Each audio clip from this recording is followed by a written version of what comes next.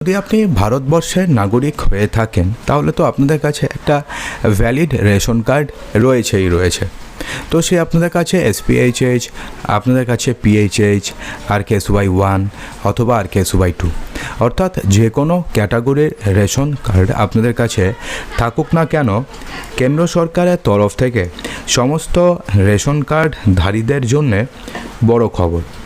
31শে মের আগে আপনাকে অবশ্যই জেনে নিতে হবে নতুন নিয়মটি, অন্যথায় 31শে মের পর থেকে আপনার রেশন পেতে সমস্যা হতে পারে। তো কি নতুন নিয়ম জারি হচ্ছে, তো চলুন জেনে নিন। বন্ধুরা দেখুন, এখানে বলা হয়েছে যে 31শে মে থেকে রেশন কার্ড সংক্রান্ত বেশ কিছু গুরুত্বপূর্ণ পরিবর্তন কার্যকর হতে চলেছে, যা সরাসরি প্রভাব ফেলবে দরিদ্র এবং মধ্যবিত্ত পরিবারগুলির ওপরে, যার সরাসরি প্রভাব পড়বে। তো সেক্ষেত্রে বলা হয়েছে যে সরকারের লক্ষ্য হচ্ছে প্রকৃত উপভোগকারীদের কাছে বিনামূল্যে রেশন এবং অন্যান্য সুযোগ সুবিধা পৌঁছে দেওয়া।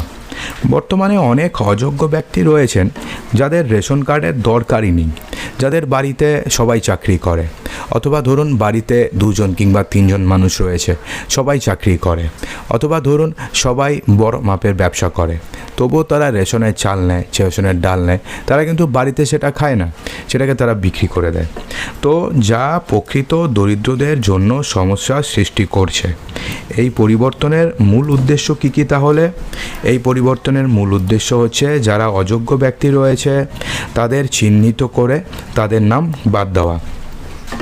দ্বিতীয়তে রয়েছে ডুপ্লিকেট এবং ভুয়ো রেশন কার্ড যেগুলো রয়েছে সেগুলোকে সম্পূর্ণভাবে বাতিল করে দেওয়া।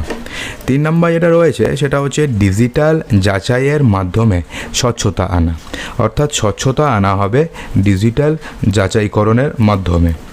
4 নম্বরে বলা হয়েছে যে উপকারভোগীদের তথ্য আধার এবং মোবাইল নম্বরের সাথে সংযুক্ত করা, অর্থাৎ উপভোগকারী যারা রয়েছে তাদের সমস্ত তথ্য আধার নম্বর এবং মোবাইল নম্বরের সাথে যুক্ত করা। 31শে মে থেকে কার্যকর হওয়া প্রধান যেই পরিবর্তনগুলো রয়েছে সেগুলোর মধ্যে কি রয়েছে? তো প্রথম যে পরিবর্তনটি কার্যকর হতে চলেছে সেটা হচ্ছে রেশন কার্ডের সাথে আধার কার্ড লিঙ্ক করা সম্পূর্ণভাবে বাধ্যতামূলক করা হয়েছে। অর্থাৎ 31শে মের মধ্যে যদি আপনাদের রেশন কার্ডের সাথে আপনাদের আধার কার্ড এখনও পর্যন্ত লিঙ্ক করা না হয়ে থাকে তাহলে অতি দ্রুত সেটাকে আপনাকে করে নিতে হবে। দ্বিতীয়তে বলা হয়েছে যে সকল সদস্যের আধার যাচাই করা প্রয়োজনীয়, অর্থাৎ যত সদস্য রয়েছে বাড়ির সবারই আধার যাচাইকরণ করতে হবে। অনেকে রয়েছে যাদের নামে 2টো রেশন কার্ড রয়েছে, অনেকে রয়েছে যাদের নামে 3টি রেশন কার্ড পর্যন্ত রয়েছে। তো এই সমস্ত ডুপ্লিকেট রেশন কার্ড যদি থাকে তাহলে সেগুলোকে বাতিল করা হবে। মোবাইল নম্বর নিবন্ধন বাধ্যতামূলক করা হচ্ছে। নতুন করে যোগ্যতা যাচাই করা হবে, অর্থাৎ যারা রেশন সামগ্রী নিচ্ছেন তারা কি আদৌ রেশন পাওয়ার যোগ্য, অর্থাৎ পুনরায় সেই যোগ্যতা যাচাই করা হবে।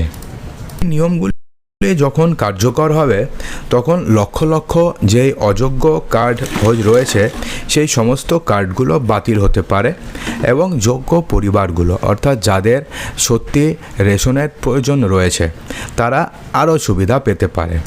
তো এতে কারা কারা উপকৃত হবেন? যারা প্রকৃতপক্ষে দরিদ্র সীমার নিচে রয়েছেন সেই সমস্ত মানুষজন অনেক উপকার হবেন। যাদের নাম এখনও পর্যন্ত রেশন তালিকাতে অন্তর্ভুক্তই হয়নি তো তারা এই টোটাল নিয়মের ফলে উপকৃত হবেন। যাদের আধার এবং মোবাইল নম্বর পূর্বে লিঙ্ক করা ছিল না তারা উপকৃত হবেন। যাদের পরিবারে শিশু অথবা বয়স্ক সদস্য রয়েছেন এবং তারা যোগ্য, তো তারাও উপকৃত হবেন। তো এক্ষেত্রে কেউ রয়েছে যারা উপকৃত হবেন, সেই মতন কেউ তো রয়েছেন যারা ক্ষতিগ্রস্ত হবেন।